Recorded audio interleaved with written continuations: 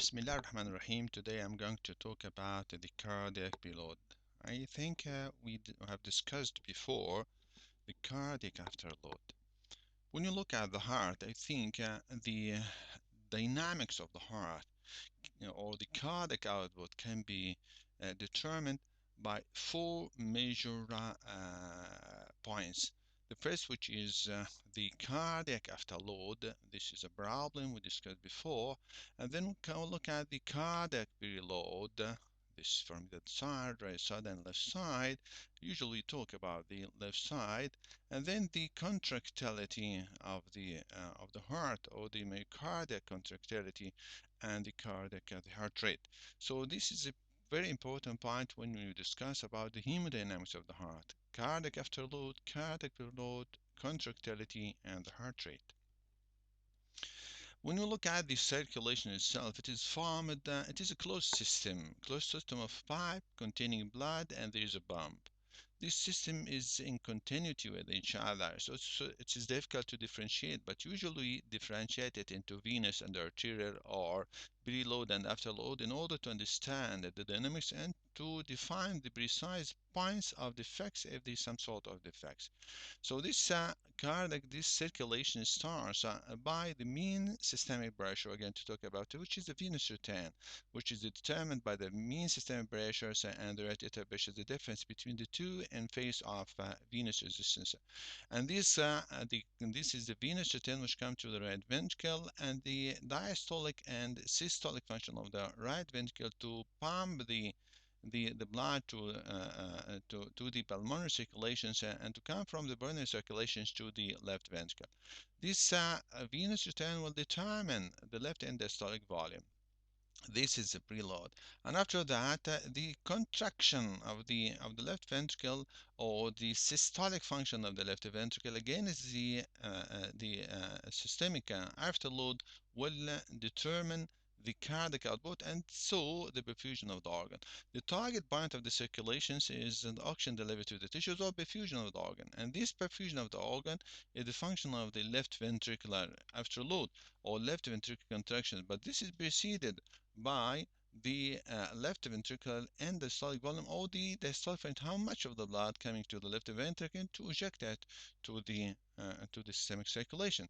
So when we talk about the afterload, this is the main function of the left ventricle, is to eject blood.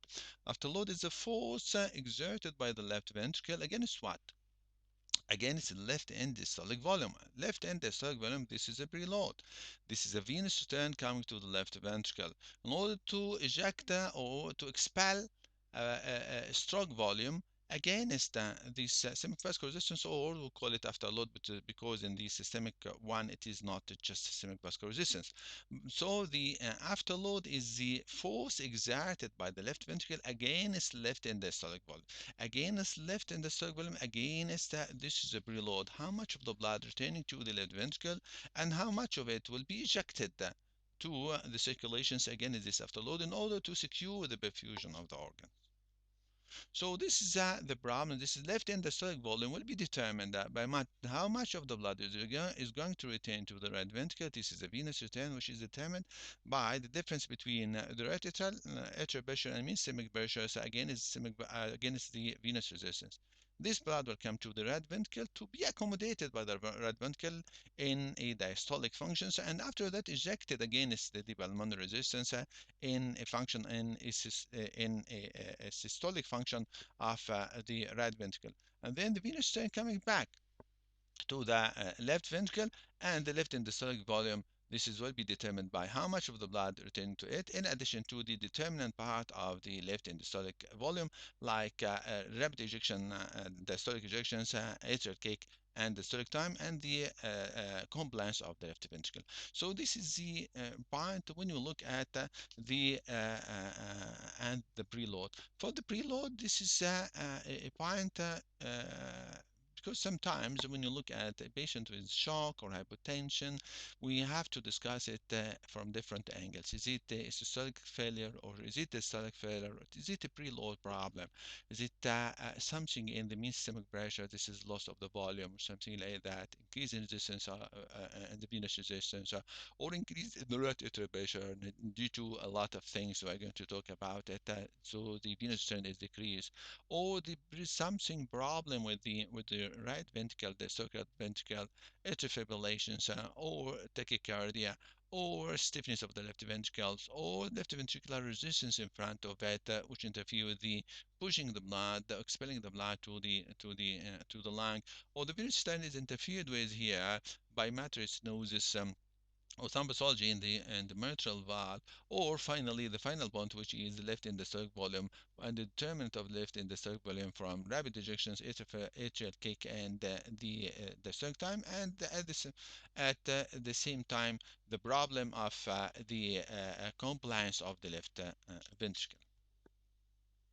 Beforehand, we have to look at this is the circulation. The blood is distributed between the arterial one, which is the red one, arterial, and the venous side. The venous side contains the majority of the blood, about 64% is present in the arterial, in the venous side, and the rest, about 36% is present in the arterial side for the perfusion of the tissues. Why the venous side is large? Venous side, this is the vessels of the venous sides have a large capacity and of large distensible. On the contrary, the vessels on the arterial side, they have less capacity and less distensible. In addition to this, the volume, what we call unstressed volume in the arterial and the venous side, is about 4 liter. The volume which does not produce pressure, but the unstressed arterial volume, vascular volume, is about 0.4 liter. For this is the reservoir. We're going to talk about it. It is a reservoir. So the venous side, the change in the pressure, the venous side, which is the mean arterial, mean systemic pressure, a change 140 ml will lead to change on 1 millimeter mercury. But here on the arterial side, 30 ml is responsible for change in the pressure by 1 millimeter mercury. Increase 30 ml will be associated with increase in the mean arterial pressure by 1 millimeter mercury, but this is increase in one increase or decrease of 140 ml will be associated with increase or decrease in the mean systemic pressure. The venous vessel's wall is less sensitive. This is a large vessel, but not the reservoir. Reservoir, on the other hand, are more sensitive to the arterial than the arterial side, and this is a good function. When we come to the left endosolic volume, as I've mentioned before, this is the preload will be determined by the venous return, as I mentioned before, and by the right ventricular functions, and then the return to the venous return from the pulmonary, and the determinant of the left ventricular endostolic volume. First, we have to start with the venous return. The venous return is determined by the difference between the radiator pressure and the mean systemic pressures through the venous resistance. Mean systemic pressure. What's meant by mean systemic pressure? Mean systemic pressure, if you imagine that the cardiovascular system is formed of tube system containing blood, and if the heart is not pumping, the blood contained within this vascular system, vascular capacity, is larger than the vascular capacity, so it exerts pressure on the wall. If the volume of the blood is the same like the volume of the vascular capacity, no pressure in the wall, and this volume will be called the non-stressful volume. So normally the volume of the blood is more than the volume of the vascular capacity, so there's some sort of exertion on the wall, and this is a difference. Means this difference gives us what we call the mean systemic pressure, which is about 7 millimeter mercury. That's why decrease in this volume will be associated with decrease in the stressful volume. increase in this volume will be associated with increase in the systolic volume, and this one part of the cause for the increase in the venous return. On the other hand, if you make some sort of vasoconstriction, the non-systolic, the systolic volume will be increased, and the non-systolic volume will decrease. So this is another cause for the increase in the venous return. On the other hand, on the contrary, vasodilatation will be associated with increase in the non-systolic volume and decrease in the systolic volume. And this one maybe a cause of the shock. Sometimes this is an anaphylactic shock, severe vasodilatation, and the patient so the systolic volume will do not change in the volume of the blood, but the volume of the blood is the same, but the capacity of the vessels has been increased, and so the systolic volume decreased, so the venous return decreased, the cardiac output decreased, the blood pressure decreased. So this is the philosophy of the mean systemic pressure. When you come to the fact that the pressure equals flow multiplied by the resistance, the pressure here, this is pressure gradient. This is the difference between the right atrial pressures and the mean systemic pressure. This is the flow at the venous return of the cardiac output, and this is the resistance for sure will be the resistance of the venous resistance. For we are talking about the venous side. So the venous side here, the venous return, this is the venous return, will depend on the relationship between right atrial pressures and mean systemic pressure is the difference between the two in face of the vascular resistance, which is the venous resistance. The relationship between the mean systemic pressure and the whole blood volume is linear. So the whole blood volume, this is in the normal, the mean systemic pressure is about 7 millimeter mercury. That's why when you look at this, is the relationship between them. This is a decrease in the blood volume by 2% or 140, as I have mentioned before, 140 ml will be associated with a decrease in mean systemic by 1 millimeter mercury. Decrease in 140 ml, which forms about 2% of the whole blood volume, will be associated with decrease in the mean systemic pressure. So that's why decrease in the blood volume by about 16% or 15% will be associated with a drop of the mean systemic pressure from 7 to 0. So this is what we consider. That's why this volume, of the loss of 15% of the whole blood volume, the remaining volume is called the non-stressful volume because the mean systemic pressure is 0. But this is theoretical because in normal physiology, there is some sort of compensatory mechanism and shift of the blood from the reservoir to the major vessels in order to keep the venous return and in order to keep the mean systemic pressure high, in order to keep the venous return and the cardiac output. That's why we are going to talk about this point.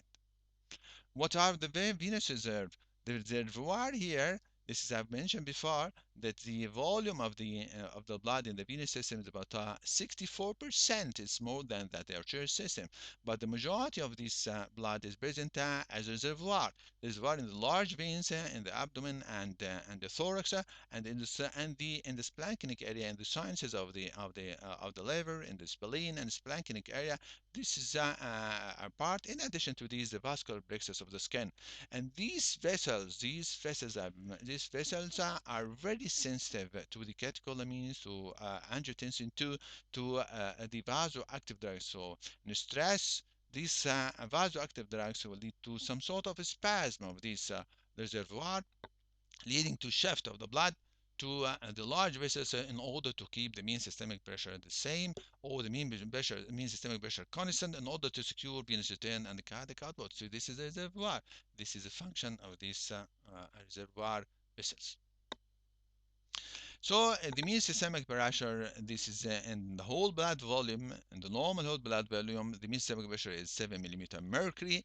If you give some sort of vasoactive drug to make vasoconstriction, this means that the non-stressful volume will decrease and the stressful volume will increase, leading to increase in the mean systemic pressure.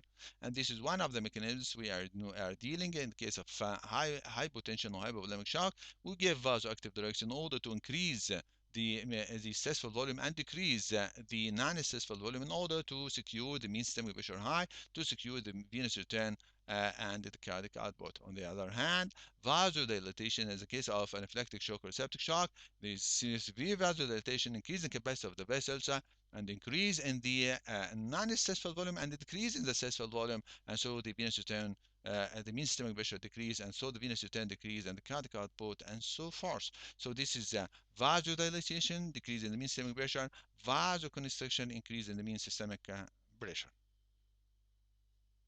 That's why another point, if you add volume without a change in the right atrial pressure, increase in the mean systemic pressure will be associated with increase in the venous return, as you see, and accordingly increase in the cardiac output. The second point for in the venous return, we have mentioned that the venous return mentioned the pressure difference between right atrial pressure and mean systemic pressures, and this is the venous return and the venous resistance. Venous resistance, as we have mentioned, that the venous resistance forms about this is a venous resistance. Total body resistance. The pressure equals flow multiplied by the resistance. This is the pressure, mean arterial pressure minus CVB equals the cardiac output multiplied by the total resistance. This total resistance equals the arterial resistance plus the venous resistance.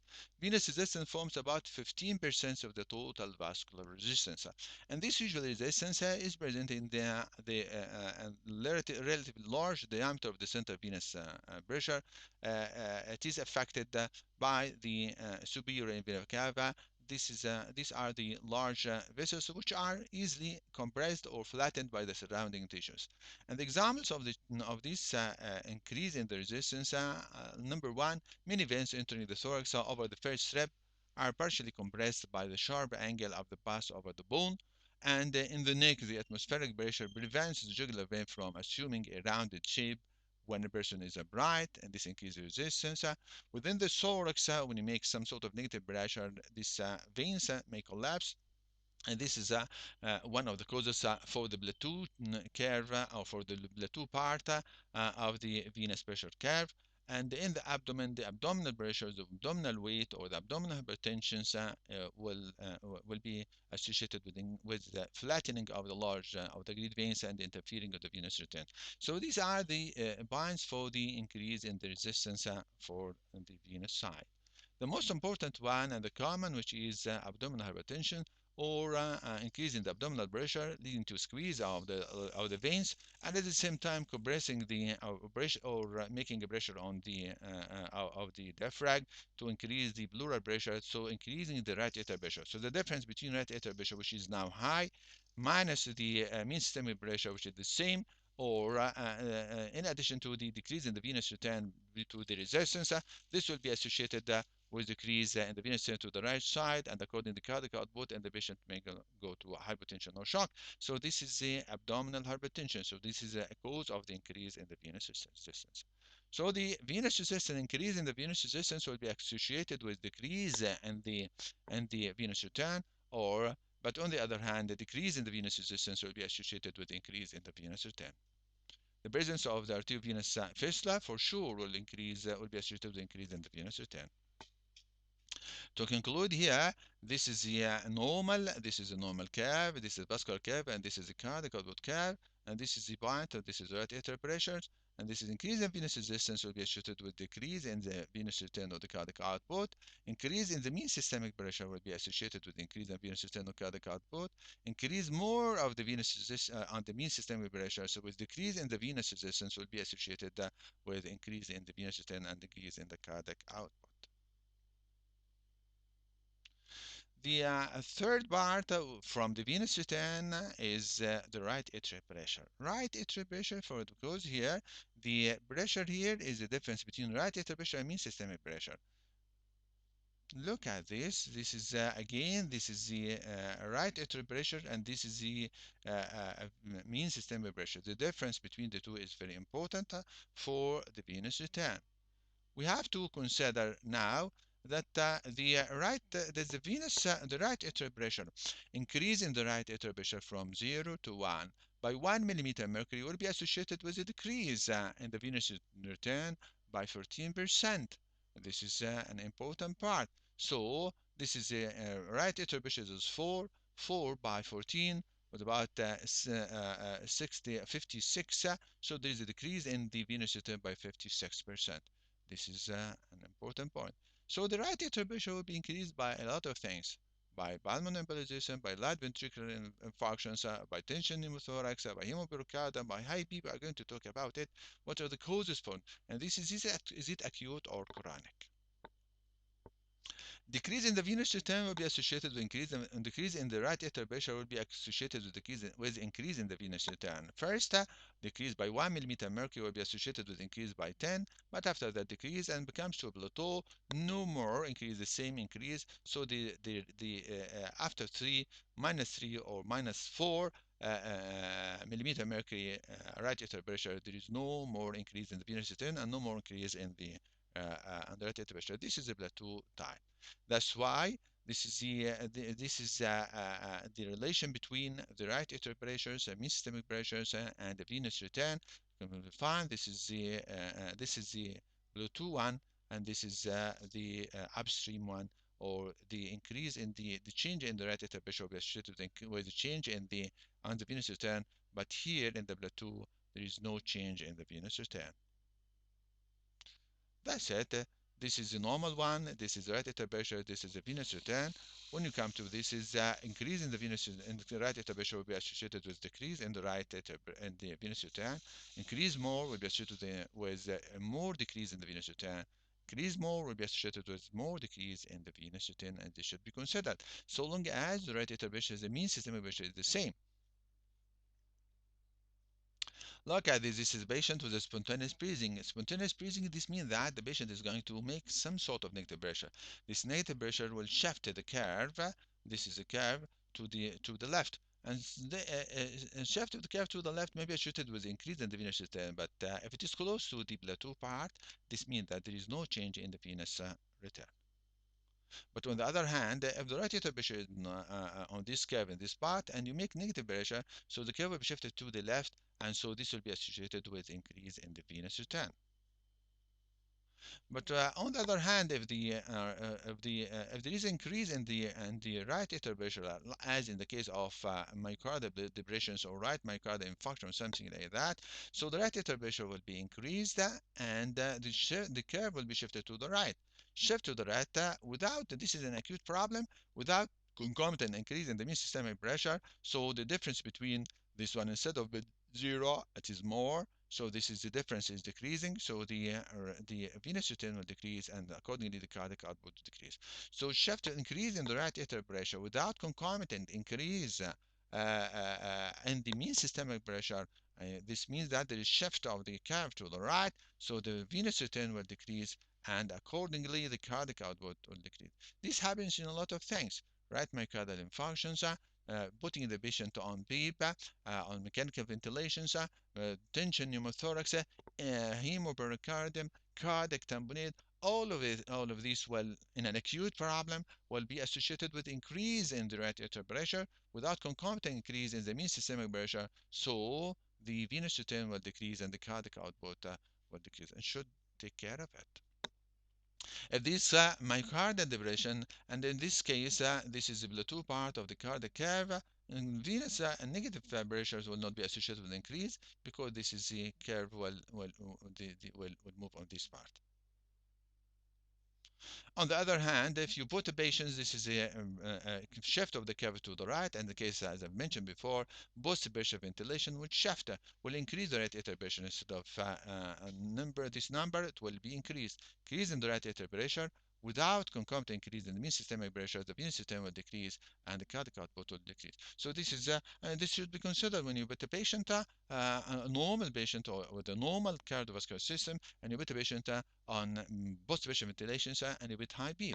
This high beat will be transferred to the right atrium, so the venous system will decrease, and accordingly the cardiac output will decrease. In order to increase it, just give him some sort of increase the blood volume by normal saline or whatever. This will shift this curve, the vascular curve to the right, and so the venous return will increase and the cardiac output will increase.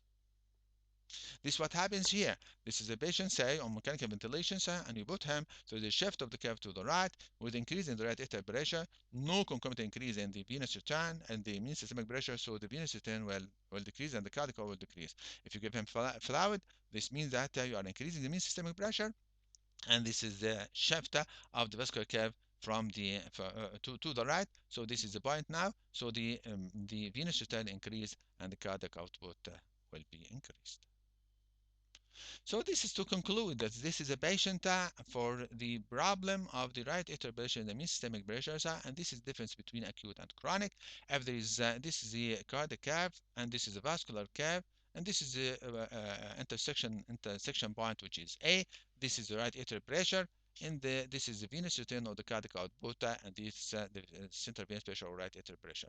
If the patient suffers, say, myocardial infarction, the cardiac curve will be shifted to the right, and according to the durations and according to the severity and according to the sympathetic activity. If this is a patient early or acute, this is the right atrial pressure, so the venous return, the cardiac output will be decreased. So after some time, there is some sort of salt and water retention. And water retention, this is a physiologic normal physiological response. The mean systemic pressure will go to the side. And according to the sympathetic activities, activities like that, so this is the venous return will be on this side and on that level, and the cardiac output accordingly.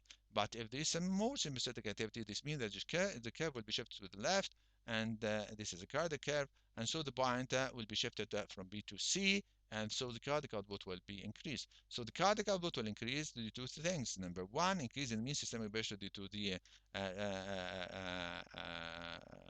due to the RAS system activity, and also the water retention by the antidiuretic hormone. In addition to this, the sympathetic activity will shift to the curve to the left side. So this is the venous return.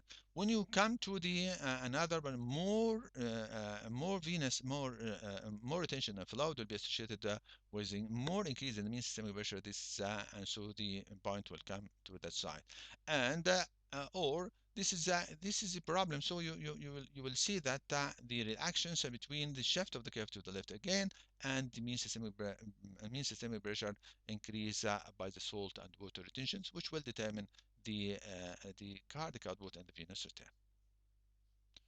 The most common example for the increase and the most serious one, which is for the increase of the right atrial pressure, which is cardiac tamponade. Normally, the pericardial sac has about 20 to 50 cc of fluids, and but it can accommodate more up to 500 without a change in the pressures. But this is if it is a chronic one.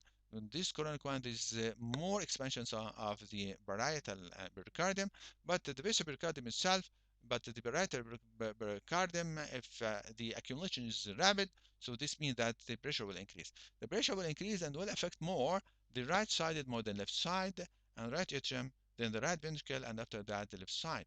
Because here normally, when you look at this is a normal person during inspiration, so is making a negative pressure, and this negative pressure, this is a pleural pressure, and the heart is present in this pleural sac, which we call the cardiac fossa. So this negative pressure is about -5 or -6, will be exerted on this on the heart. So we are pulling the right atrium, right ventricle, left atrium, left ventricle during inspirations by this negative pressure. But imagine the reverse happens when the pressure is higher. So this means that you are pushing the heart. So this is the right atrial pressure during diastole from 0 to 6, right ventricular pressure during diastole from 0 to 6, but the left atrium and left ventricle is larger, 6 to 12 millimeter mercury, 6 to 12 millimeter mercury. So here the pressure needed to make the right atrium to collapse or right ventricle to collapse is small. So during pericardial effusions or tension pneumothorax or hemothorax or high beep, something like that, all this will make a positive pressure instead of negative pressures, positive pressure in the right atrial pressure, so it will squeeze it and this collapse, or the pressure will be high, right atrial pressure will be high, and the difference between mean systemic pressure and right atrial pressure will be less, and so the venous system will decrease. Or you are making some sort of squeeze of the right atrium or right ventricle, and this is the problem of cardiac tamponade. That's why that's why if this is a normal, this cardiac output increase in the pericardial pressure, so the achieved with decrease in cardiac output, more will increase and more will decrease the cardiac output or the venous return, and the patient might collapse. This is a problem. This is the echo for the patients with cardiac tamponade. This is collapse of right and left ventricle, right ventricle and right atrium. That's it. The second part, which determines the left end-diastolic volume, is the right ventricle. Right ventricle, when we talk about right ventricle, it is right ventricle diastolic to contain the venous return, and right ventricle systolic to expel the blood to the pulmonary circulation. So the preload in this case and the right ventricular end-diastolic volume. And right ventricular end-diastolic volume usually is determined by mainly three parts. This is the rapid filling, rapid diastolic filling, ventricular rate, and atrial contraction. In addition, the last part, which is ventricular compliance. Increase in the venous return for sure will be associated with increase in the cardiac output. And this is a problem. This is the rapid filling. About 75% of the blood is ejected or returns to the right ventricle or the left ventricle during the rapid filling isometric phase of after isometric phase of relaxations. This is a rapid filling. This depends on the contractility, the relaxation power, and at the same time, is there something to interfere with the relaxation or not? And this is the diastasis. Diastasis, this is the blood flow is minimal, and about 20 to 25% of the left end-diastolic volume or the diastolic volume usually comes with atrial systole, or what we call atrial kick. That's why in patients with atrial fibrillation, there is a loss of atrial kick. That's why the venous left end-diastolic volume or right end-diastolic volume would be less. And also the same thing, if there's some sort of tachycardia, you are encroaching on this one and on the axis. That's why the left end-diastolic volume will decrease. And in addition to this, the rapid filling will be affected by pathology of the myocardium. So this is a normal heart, normal tachycardia within the normal range without will be associated with increasing cardiac output. High tachycardia, the supraventricular tachycardia or something like that, so be associated with decrease in the cardiac output. Bradycardia, for sure, the cardiac output will be decreased due to decrease in the heart rate. Afterload, I've mentioned before, the afterload, this is the force exerted by the right ventricle against right end-diastolic volume to expel stroke volume against the pulmonary vascular resistance. So this is the afterload of the right ventricle. So the right ventricle itself and have to expel this to have to make exert work or a force against the right end-diastolic volume. This is to expel stroke volume against pulmonary vascular resistance. And this usually depends on the stalling force. Increase in the right end-diastolic volume will be associated with increase in the cardiac output. That's why increase in the end-diastolic volume from this is will be associated with increase in the cardiac output. This is a curve. This is a curve. This is a steep one, and this is a plateau one. Increase in the right atrial pressure. What we call here is increase in the right end-diastolic volume will be associated with increase in the cardiac output to a limit.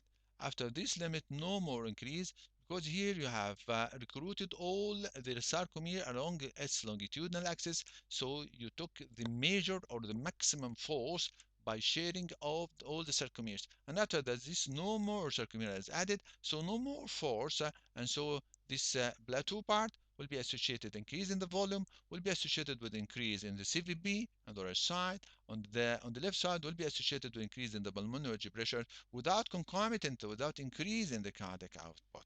So this is an important point. This is the C part and the C part, and this is the plateau part. As I've mentioned, increase in the left end diastolic or right end diastolic volume will be associated with increase in the cardiac output. But here, as I've mentioned before, increase will be associated with increased CVP in the right side and increased pulmonary pressure in the left side without concomitant increase in the stroke volume. But you see, this means you are making some sort of volume overload. This is I've mentioned before. This is associated with increased CVP, pulmonary pressure on the left side. I think this is a problem here when you take when you are volume overloaded, you have to use the retics or to decrease the volume in order to come to this part and to decrease CVB or to decrease pulmonary pressure. This means that the patient is volume overloaded. Here, what will happen for the right side? Right side, this is after load changes. This is in cases increase in the afterload systemic in the pulmonary vascular resistance. Pulmonary vascular resistance will be associated with acute one, will be associated with decrease in the this is the pulmonary vascular resistance increase. This is the stroke volume decrease in the stroke volume, increase more. This will be associated with decrease in the stroke volume. This is an acute one because there is some sort what to call afterload mismatching. So this is the diastolic function of the heart did not match this afterload increase to increase the diastolic volume. So this is an important point in this part. So this is the cardiac curve in which the positive part, increased contractility will be associated with increase in the cardiac output. Decreased contractility will be associated with decreased cardiac output. Decrease in the rate will be associated with increase in the cardiac output. This increased systemic vascular resistance and shift of the curve to the left. Decrease will be associated with decrease in the cardiac output. The resistance here, this is the pulmonary. The pulmonary resistance, like we have two examples, the pulmonary embolizations. This is an acute problem because this, I've mentioned the right afterload. The right afterload is the pulmonary vascular resistance, and this is a problem if there is some sort of pulmonary vascular resistance. This right atrial pressure will increase without concomitant increase in the mean systemic pressure because this is an acute one. So right atrial pressure increase in right atrial pressure decreases the difference between mean systemic pressure and right atrial pressure will be associated with decrease in the venous return and accordingly the cardiac output. And this is what happens during pulmonary embolizations. When you come and look at this is the side, this is the venous side, this is pulmonary embolizations. The right atrial pressure increase, so shift of the curve to the right, leading to decrease in the venous return, accordingly the decrease in the cardiac output. And here in this part, the venous return to the left side will be less, so there is a decrease on the left endosteric volume. And instead of being this is a green one, it becomes a red one, so there is a decrease in the cardiac output, and so the blood pressure comes down, or the perfusion of the organ will be decreased. So pulmonary embolizations, this is an acute problem. Acute problem was decrease in the venous return. So at the same time, the decrease in this is a decrease in the venous return. He's right atrial pressure, but at the same time there is a decrease in the venous return to the right side, decrease in the left end the diastolic volume, and accordingly the cardiac output will decrease and the blood pressure will decrease. That's it. This is an increase in the and the afterload will be associated with decrease in the right ventricular stroke volume. This is the pulmonary embolizations and then the echo. On the other hand, the copulmonality, this is a chronic increase in the pulmonary vascular resistance, and this chronic increase in the pulmonary vascular resistance will be associated with two things. The first thing, which is this is after load matching, this increase in the right atrial volume, right ventricular volume, and this increase in the right ventricular volume will secure right endosteric volume to secure the right ventricular stroke volume. And at the same time, this is a chronic one. There is, as I mentioned, this is increase in the this is called pulmonary vascular resistance. This increase in the right atrial pressure, but this increase in the right atrial pressure due to the chronicity is a concomitant increase in the mean systemic pressure. So there's a curve shift of this curve, the right curve, right vascular curve, the vascular curve to the right, this to increase the right atrial pressure. So the patient will have right CVP high in addition to the increase in the mean systemic pressure, and this will increase the venous return. Accordingly, the venous return to the right side will secure a good left end systolic volume, and so the venous return to the left side goes to the cardiac output is good. So in this case, you have to take care when you are dealing with these patients with high CVP and right lower limb edema, and using Lasix take care of this point. When you give Lasix or give diuretics, you are decreasing the mean systemic pressure, so the curve will be shifted here to the left, and the venous return will decrease, and accordingly the cardiac output, the venous return to the right, to the left side will decrease, and the cardiac output decrease, and patient may develop some sort of hypotension or impaired perfusion to the organs. So this should be used judiciously when you are using diuretics with the patients with cor pulmonale, in which it is his edematous for sure, but this is a venous side, engorged venous side, but the arterial side is marginal, and so when you use that, you are affecting for sure the venous, and you are affecting the arterial side. So the arterial side, the pressure, the left, the end diastolic volume might decrease, leading to decrease in the cardiac output and impaired tissue perfusion on the kidney. You might come across that the patient might develop the renal pre-renal impairment. This is a conclusion to have mentioned. This is the ratio between the relation between the right and the left. We discussed it before. If the patient is having some sort of a change in the curve to the right due to failure to myocardial infarction or something like that, so there is two important points as a compensatory, which is the RAS systems and antidiuretic hormone to increase the mean systemic pressure in order to secure venous return, and at the same time sympathetic activity to return back with this depressed myocardium to the left in order to increase the venous return and the cardiac output. And this is to overcome, so the CVB will increase in such case, but the pulmonary pressures will be the same if it is in the right side, but if it is in the left side, this pulmonary pressure will be increased. Diuretic use should be used judiciously. Left atrium, this is the point, the very important point. This is the orifice of the mitral valve is responsible at about 4 to 6 centimeter square centimeter. This is meant to for the passage of the blood easily from the left atrium to the left ventricle. If you are confronted with a patient with mitral stenosis, severe mitral stenosis less than 1 centimeter, square centimeter as an orifice. This will be associated with a decrease in the flow from the left atrium to the left ventricle, and or it needs a higher pressure which can go up to 25. So this is mitral stenosis for sure will be associated with decreased venous return from the pulmonary to the left, and so the cardiac left end-diastolic volume will be decreased, and so the cardiac output will decrease. The problem here comes if you face a problem. This is a patient with mitral stenosis, tight mitral stenosis, and develop some sort of atrial fibrillation. So the atrial kick is lost, so the left end-diastolic volume will be lost.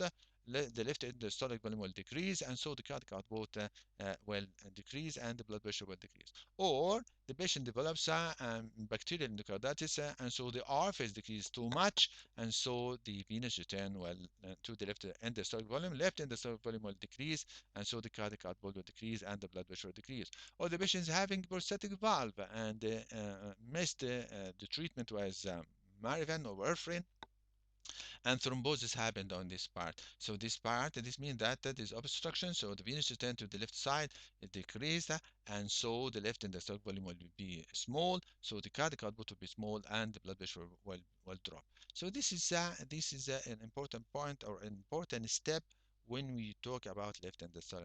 The last point, which is the left ventricle. This is the coronary stone, left ventricle preload, which is left end-diastolic volume. Left end-diastolic volume, the same like the right ventricle, will be determined by ventricular rapid filling during diastole, the atrial contractions, the ventricular rate, and the ventricular compliance is the same thing like the right ventricle, but this is the left.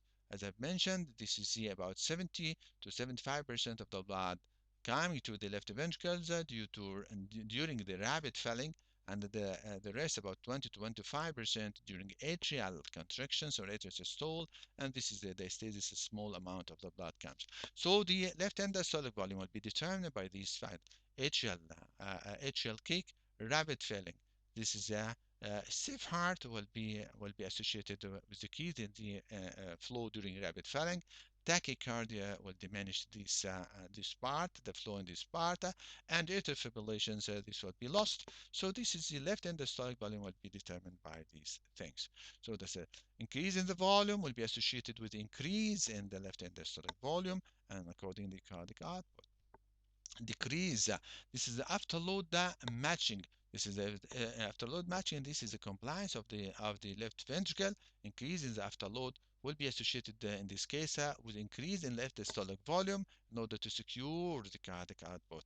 But sometimes you come to what we call afterload mismatching due to myocardial infarction or a stiff myocardium, or due to cardiac tamponade or pericardial stiffness. This is all of this will not be associated with good matching, with good increase in the diastolic volume, and so this will be associated will be with decrease in the left end diastolic volume and accordingly the cardiac output.